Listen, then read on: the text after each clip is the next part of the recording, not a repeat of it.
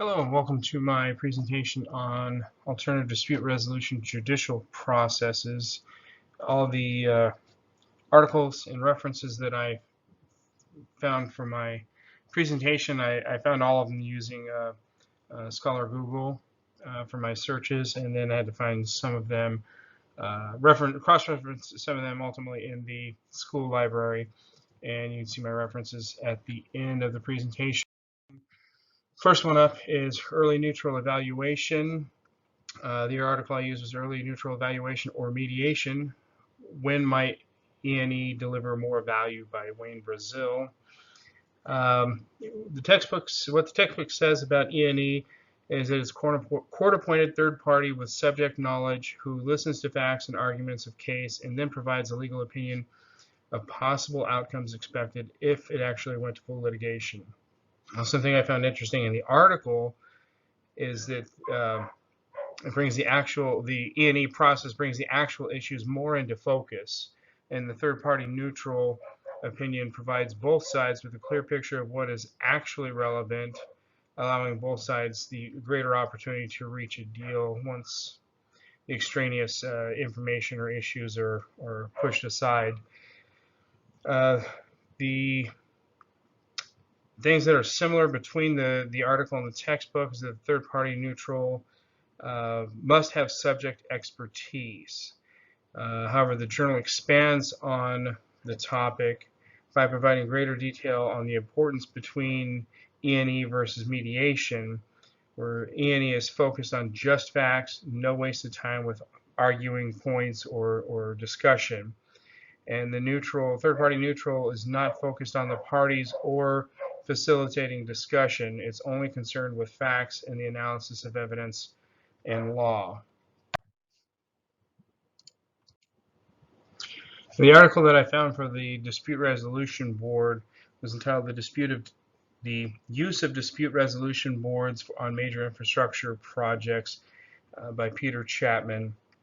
Now in the textbook, it gives a limited description.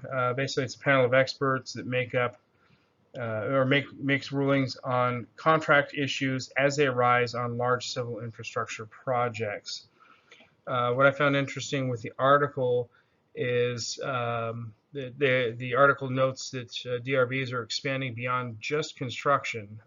They see widespread use of it becoming more prevalent in financial services, field, IT, operational and maintenance contracts, and consumer protection. The thing that I found similar between the article and the textbook was that DRBs are founded in or predominantly found in large-scale construction projects. And generally speaking, large-scale construction projects involve more than just one company. Multiple companies are involved in large construction projects. And this article expanded on the topic of the DRB, particularly in its point that every project is unique, and again, it generally comprises multiple companies, and contracts don't always provide the necessary mechanisms for making precise determinations of individual issues that may arise throughout the course of the project. And this article goes into great detail on not only the history of DRBs, but also how one is formed and how they work day in and day out throughout the course of a project.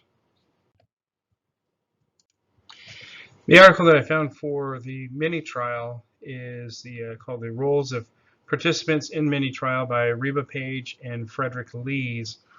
The textbook basically describes the mini trial process as a process of information exchange, non-binding, voluntary. Sorry about that. Didn't expect Siri to pick up on what I was saying. Textbook says it's an information exchange, non-binding, voluntary, structured hearing, usually presided over by one person or a three-person panel that hears both sides and keeps the proceedings on track. The thing that I found interesting with the article is that the mini trial process essentially was started by the Army Corps of Engineers. Similarity between the text and the article is that the process is a non-judicial abbreviated presentation or a short hearing of lasting 2 to 3 days, followed by a period of negotiations. This article expands on the textbook by going into great detail of the process, particularly the role of each individual person involved in the process as they go through the process. And the article that I found for summary jury trial is simply entitled The Summary Jury Trial by Thomas Lambros and Thomas Shunk. The textbook essentially states that a summary jury trial is a one-day mock trial with jury who deliberates and then provides a verdict. The jury are not made aware that it's a real trial. The thing that I found interesting with this article is that the whole process of the summary jury trial was created more out of necessity from the courts due to their heavy backloads of their dockets as a means of being able to control their dockets under Rule 16, the Federal Rules of Civil Procedure. Similarities with the SJT works just like a real trial with a real judge, courtroom, and jury. And this article expands on the textbooks by going into great detail of the process, the roles, timelines, and limitations of the proceedings as the trial progresses.